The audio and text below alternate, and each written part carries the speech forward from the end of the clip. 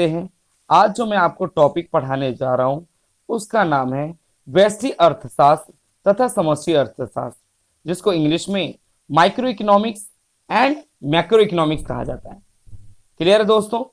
तो भाइयों, यहां पे लिखा है व्यष्टि अर्थशास्त्र तथा समष्टि अर्थशास्त्र। व्यष्टि का अर्थ होता है छोटा, समष्टि का अर्थ होता है बड़ा।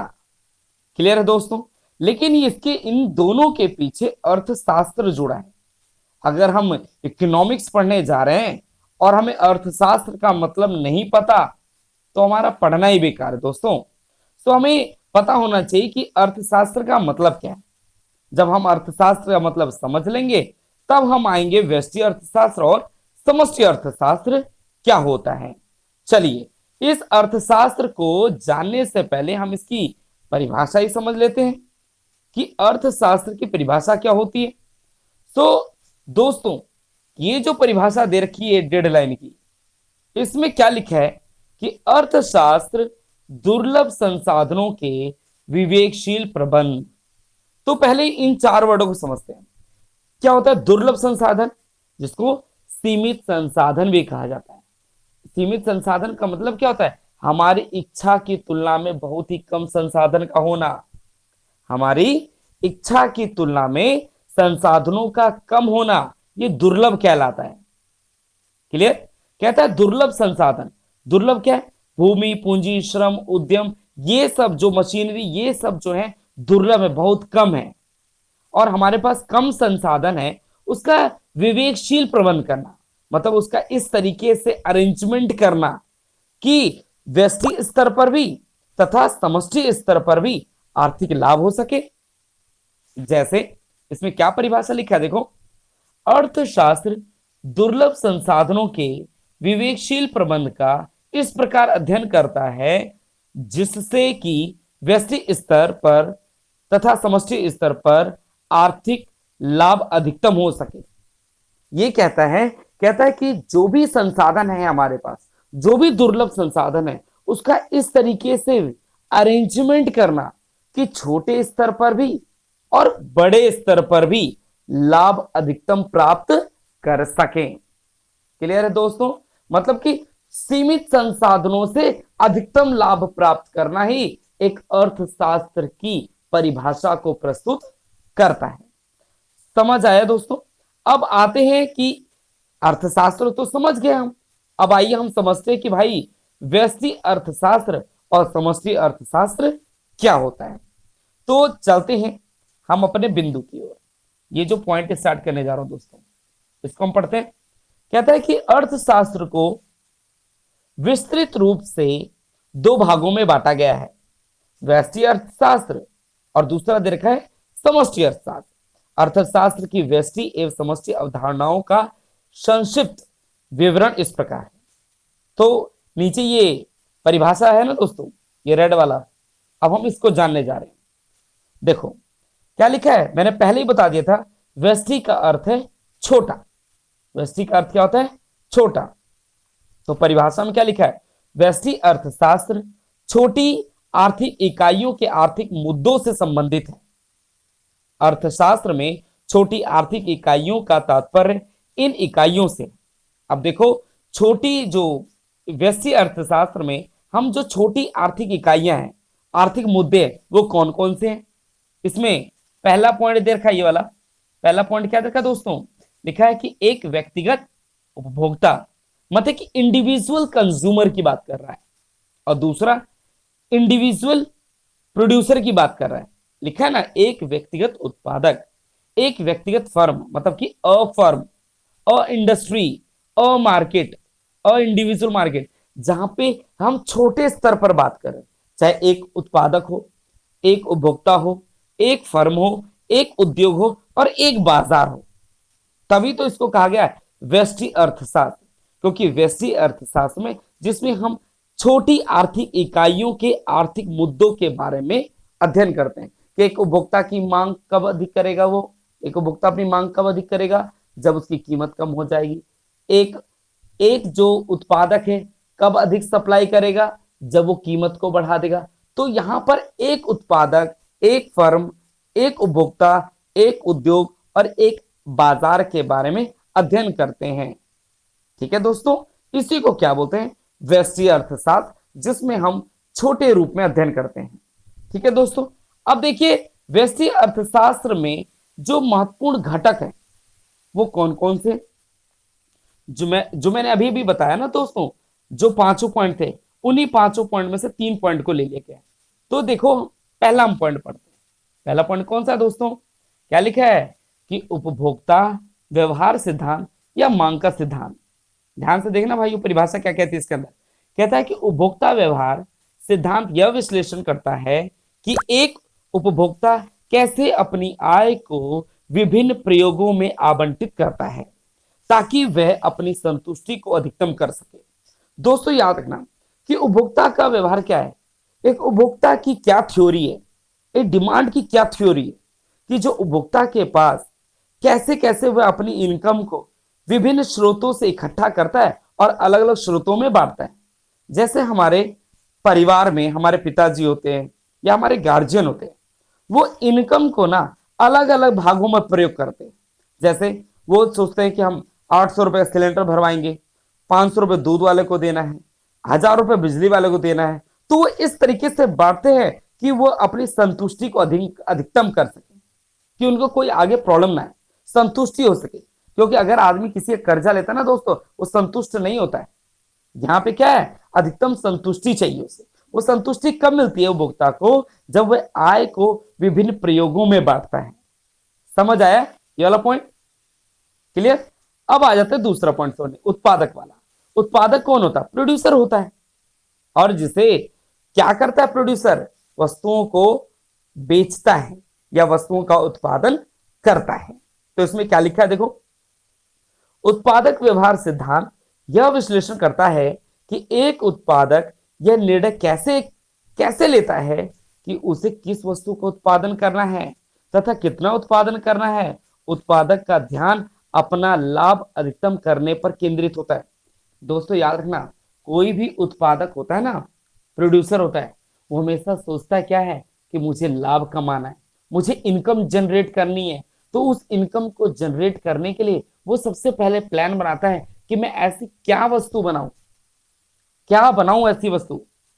और फिर दूसरी बात, क्या उसका क्वेश्चन उठता है कि उस वस्तु का कैसे उत्पादन करूं मैं, है ना दोस्तों। तो वो देखो ना, यहाँ पे लिखा तो है उसे किस वस्तु का उत्पादन करना है और तथा कितना उत्पादन करना है। ये उत्पादक के लिए एक चुनौती होती है कि मैं ऐसा क्या वस्तु का उत्पादन करूं तथा कितनी मात्रा में करूं जो बाजार में उसकी मांग हो। तभी तो भैया उत्पादक जो होगा उसकी थ्योरी हमें समझ आएगी। क्लियर है दोस्तों। अब इसमें तीसरा पॉइंट क्या कहता है, ये वाला कीमत सिद्धांत। याद रखना दोस्तों, कीमत सिद्धांत में क्या लिखा है, कहता है कीमत सिद्धांत यह अध्ययन करता है कि बाजार में वस्तुओं की कीमतें पूर्ति तथा मांग शक्तियों की अंतरक्रिया द्वारा किस प्रकार प्रभावित होती है। तो दोस्तों यहां पे मेन बात है कीमत सिद्धांत। यहां पे किसकी बात हो रही है, कीमत। किसकी बात हो रही है, कीमत की बात हो रही है ना दोस्तों। ये लिखा जो कीमत, इस कीमत का अर्थ क्या होता है, हम जानते हैं मांग का नियम क्या कहता है डिमांड में। जब कीमत अधिक होती है दोस्तों, तो लोग अपनी मांगे की मात्रा को कम कर देते हैं। और पूर्ति में क्या होता है, जब कीमत ज्यादा होती है तो सप्लायर जो होता है वो अधिक सप्लाई की कोशिश करता है। तो हम कह सकते हैं कि मांग में विपरीत संबंध पाया जाता है और पूर्ति में हमेशा धनात्मक संबंध पाया जाता है। तभी तो लिखा है दोस्तों कीमत सिद्धांत, क्या लिखा है, कीमत सिद्धांत यह अध्ययन करता है कि बाजार में वस्तुओं की कीमतें पूर्ति तथा मांग शक्तियों की अंतर क्रिया द्वारा किस प्रकार निर्धारित करती है।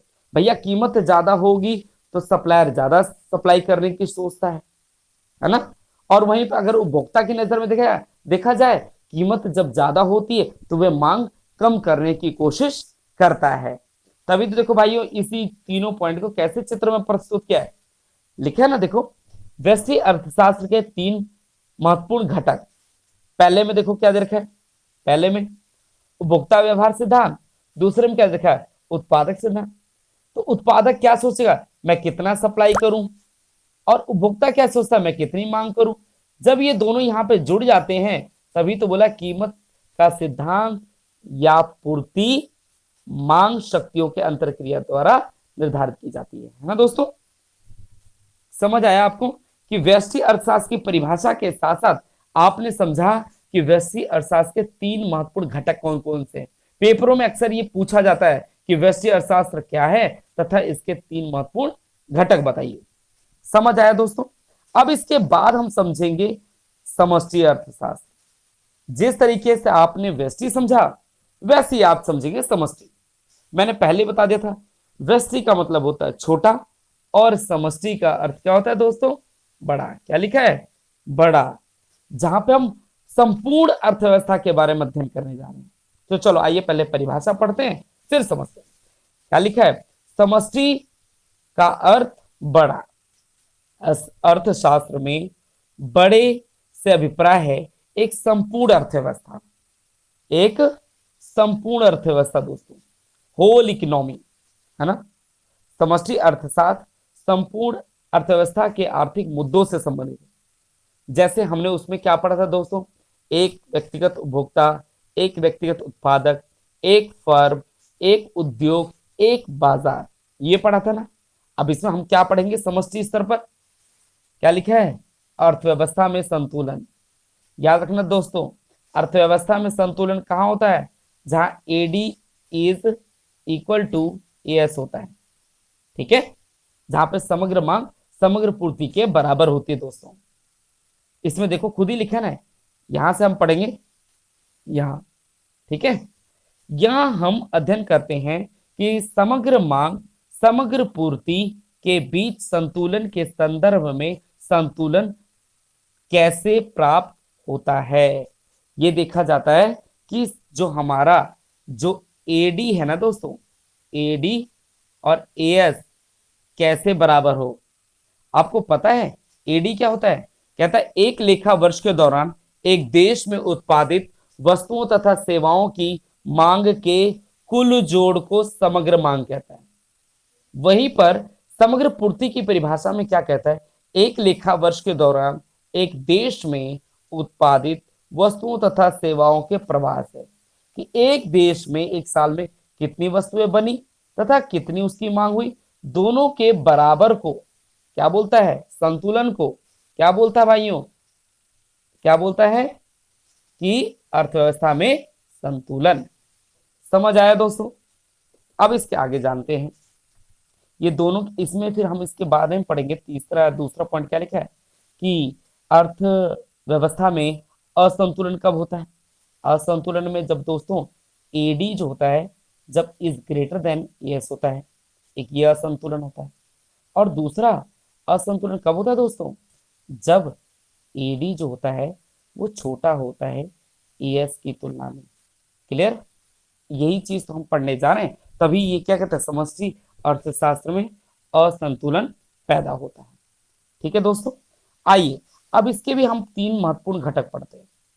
अब इसमें 3 महत्वपूर्ण घटक कौन कौन से हैं दोस्तों, कहता है कि समष्टि अर्थशास्त्र के महत्वपूर्ण घटक। तो पहला मैंने अभी भी आपको समझाया कि हमेशा पहला क्या सोचता है कि जहां पे समग्र पूर्ति समग्र मांग के बराबर हो। तो जहां समग्र मांग या समग्र पूर्ति दोनों एक दूसरे बराबर होते हैं वहीं पे आय एवं रोजगार का सिद्धांत स्थापित होता है। तो पढ़ते हैं हम, यह आय एवं रोजगार के सिद्धांत के रूप में प्रसिद्ध है। यह अध्ययन करता है कि अर्थव्यवस्था में एएस बराबर है एडी के। दोस्तों याद रखना, एएस को क्या बोलता है, समग्र पूर्ति, और एडी को क्या बोलता है, समग्र मांग। जहां ये दोनों बराबर होते हैं वहीं पे हमारा संतुलन स्थापित होता है। तो इसके प्रमुख घटक क्या है कि पहला पॉइंट क्या बोला है, पहला पॉइंट दोस्तों अर्थव्यवस्था में संतुलन। संतुलन कहां होता है, ये भी बताया था मैंने, एएस बराबर होता है जब एडी के। इसमें हम ये समझेंगे। और दूसरा अभी मैंने बताया था कि जब एडी बड़ा होता है एएस के, जब समग्र मांग अधिक होता है समग्र पूर्ति की तुलना में, इसे हम समझेंगे जिसे क्या बोलते हैं भाइयों, स्फीतिक अंतराल कहते हैं। क्या बोलते हैं, स्फीतिक अंतराल। इसमें लिखा है ना, देखो ये लिखा है मुद्रास्फीति या स्फीतिक अंतराल कहते हैं। जब एडी छोटा होता है एएस अधिक होता है तब अब स्फीति का अंतराल होता है दोस्तों। ठीक है, दूसरा पॉइंट भी समझ आ गया। पहले में हम संतुलन समझते हैं और दूसरे में हम असंतुलन समझते हैं। क्लियर दोस्तों। और तीसरे में हम समझेंगे उसको कैसे संशोधन किया जाए। अगर बाजार में समग्र मांग ज्यादा है तब क्या करेगी बैंक, क्या करेगा, यहां लिखे ना, तब मौद्रिक नीति, तब बैंक क्या करेगा। दूसरे में क्या, राजकोषीय नीति क्या होगी, फिजिकल पॉलिसी क्या होगी, जिसमें सरकार क्या होता है अपनी बजट नीति अपनाती है दोस्तों। तो इन असंतुलन को संशोधन करने के लिए जो सरकार अपनी बैंक नीति बनाती है, ठीक है, और जो गवर्नमेंट अपनी नीति बनाती है दोस्तों, इससे जो सॉल्यूशन होता है, संशोधन होता है, यही एक समष्टि अर्थशास्त्र का महत्वपूर्ण घटक होता है। समझ आया दोस्तों। अब इसमें देखो, यही देखो, जैसे व्यष्टि अर्थशास्त्र के तीन महत्वपूर्ण घटक के चार्ट था, वैसे ही समष्टि अर्थशास्त्र के भी तीन महत्वपूर्ण घटक है। मैंने पहले बताया कि इसमें हम क्या समझेंगे, आय का संतुलन स्तर जिसे बोलते हैं, जहां पे एएस बराबर होता है एडी के, और एडी कब बड़ा होता है और एएस एडी कब छोटा होता है, इसका कारण क्या होता है। दूसरे में ये समझा हमने कि असंतुलन के कारण, फिर असंतुलन जब होता है तो उसको कैसे संशोधन किया जाए, ठीक किया जाए। तो उसमें मौद्रिक नीति आ गई। मौद्रिक मतलब मॉनेटरी पॉलिसी। मॉनेटरी मतलब किसमें आरबीआई का क्या एक्शन होगा जब एडी और एएस में असंतुलन होता है। फिर राजकोषीय नीति में हम, राजकोषीय नीति में क्या होता है, जब बैंक क्या, जब गवर्नमेंट क्या करेगी, गवर्नमेंट क्या करेगी दोस्तों, अपने टैक्स पॉलिसी अपनाएगी, विदेशी दर नीति, है ना। ये तीन पॉइंटों से असंतुलन को दूर किया जाता है। असंतुलन दूर क्यों करते हैं, क्योंकि हमें क्या चाहिए अर्थव्यवस्था में, अर्थव्यवस्था में क्या चाहिए दोस्तों, क्या चाहिए हमें, हमें चाहिए संतुलन। समझ आया दोस्तों। तो मैं आशा करता हूं कि आज आपने समष्टि अर्थशास्त्र